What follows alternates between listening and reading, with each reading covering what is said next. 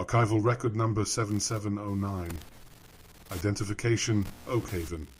Status, active. Anomaly. The following report summarizes the discrepancy, first noted during the 1992 digitization of the Nebraska State Geological Survey. While cross-referencing the 1984 Rand-McNally County series with federal topographic data, archival staff identified a geographic entity that, by all standard metrics of reality, should not exist.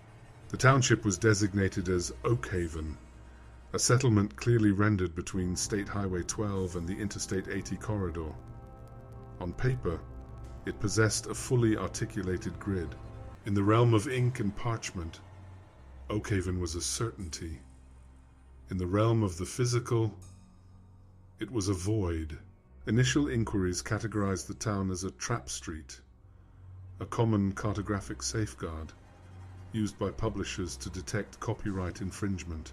However, this hypothesis was discarded when local municipal records revealed the issuance of 17 birth certificates and 4 death warrants during the summer of 1985. Satellite imagery from the era shows nothing but a vast sea of tallgrass prairie, yet geological sensors detected a localized gravitational variance consistent with high urban density. The discrepancy represents more than a simple printing error. It suggests a topological ghost. We are dealing with a manifestation of data that has overwritten the landscape. If the coordinates on your map do not match the horizon before you, do not proceed. You have entered a cartographic breach. Physical validation of the Oakhaven anomaly remained elusive until the autumn of 1999, when a recovery team located a primary artifact in the desolate sandhills of Nebraska. The artifact, designated Subject 7709A, was a 1988 Ford LTD Country Squire station wagon. It was discovered resting at the terminus of a logging road that, according to all surveys, had been decommissioned 30 years prior. Upon arrival, the recovery team noted a phenomenon that defies mechanical laws. The vehicle was still idling.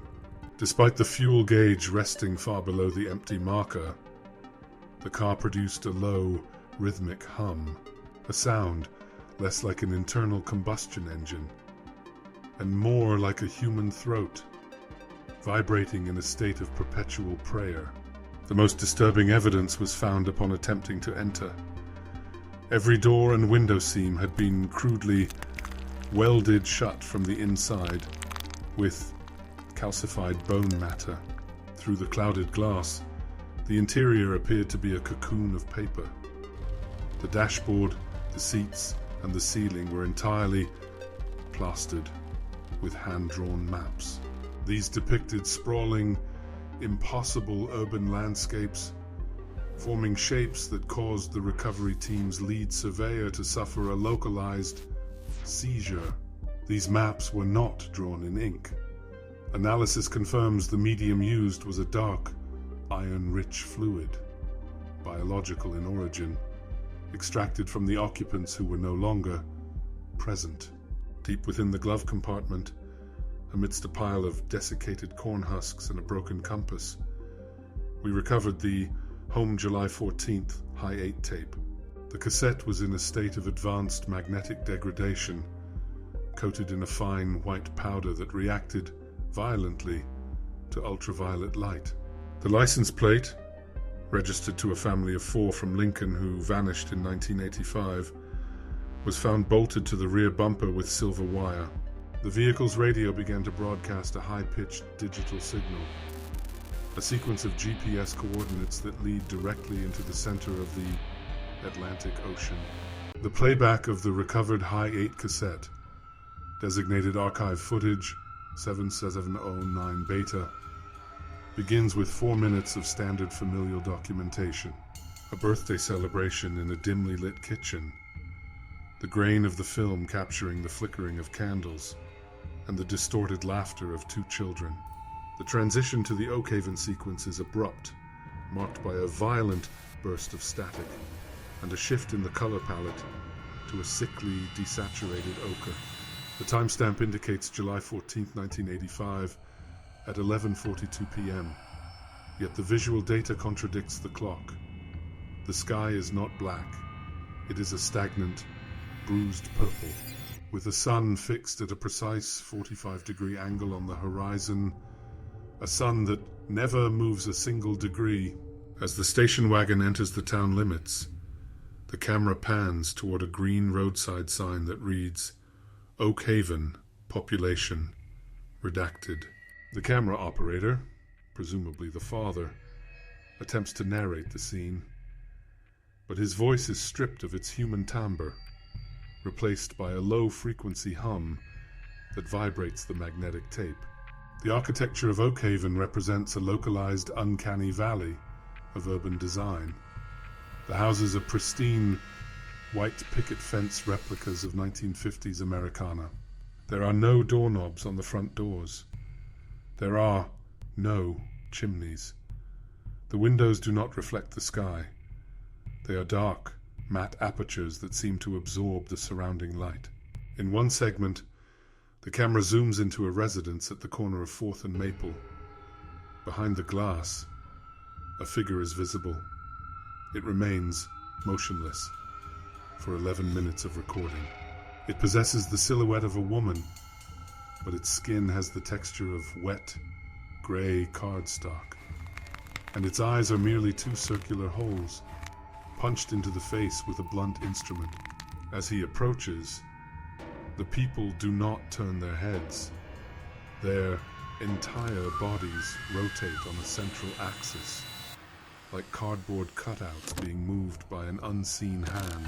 Forensic audio reconstruction captured a sound classified as a topological scream, a noise that does not travel through the air, but resonates directly within the hardware. The final frame shows the station wagon being slowly absorbed into the driveway, its metal flattening until it becomes a two-dimensional illustration on the pavement. The archives classify the Oakhaven event as a Type 4 topological parasite, a predatory spatial anomaly that subsists entirely on informational discrepancies. To understand the terrifying science, one must first examine the cartographic history of paper towns. In the mid-20th century, mapmakers frequently utilized trap streets, fictitious locations like the famous Agloe, New York, designed to expose copyright theft.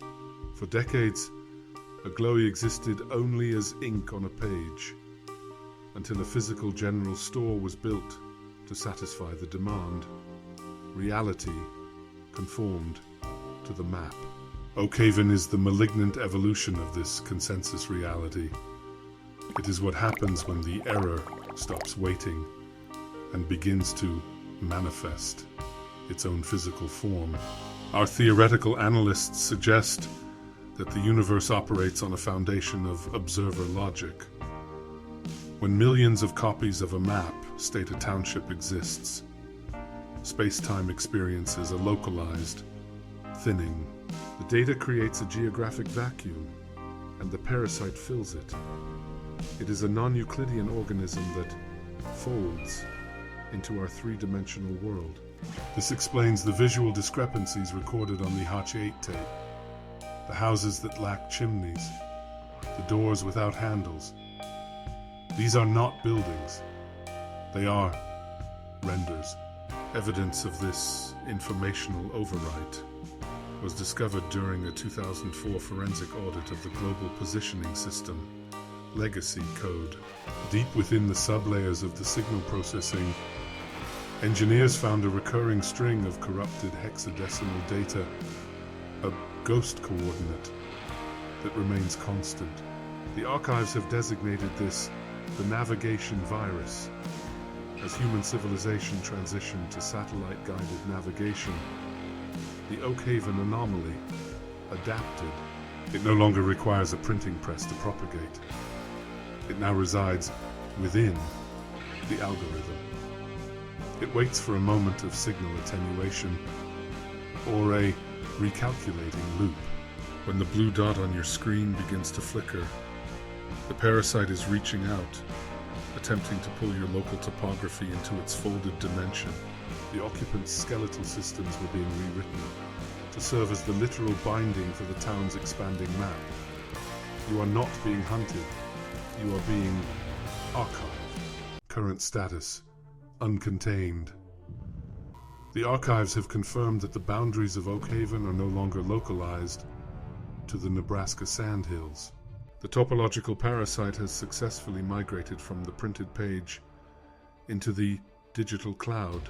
We have received numerous reports of dead zones, areas where the physical terrain appears to stutter. If your GPS ever instructs you to take a turn into an unmarked gravel road, do not follow the prompt. You are not experiencing a signal loss. You are experiencing an invitation. The parasite requires new biological material to expand its urban grid. It needs your eyes to observe it, and your body to bind it. Knowledge is the only containment. By watching this documentation, you have been flagged as a primary observer.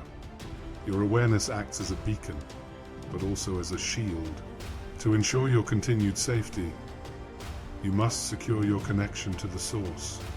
Subscribe to the Spectral archives to receive further updates. Do not let yourself be erased from the physical record. Stay on the marked path. The map is changing, and we are the only ones left to record what is being lost. Authentication complete. End of transmission.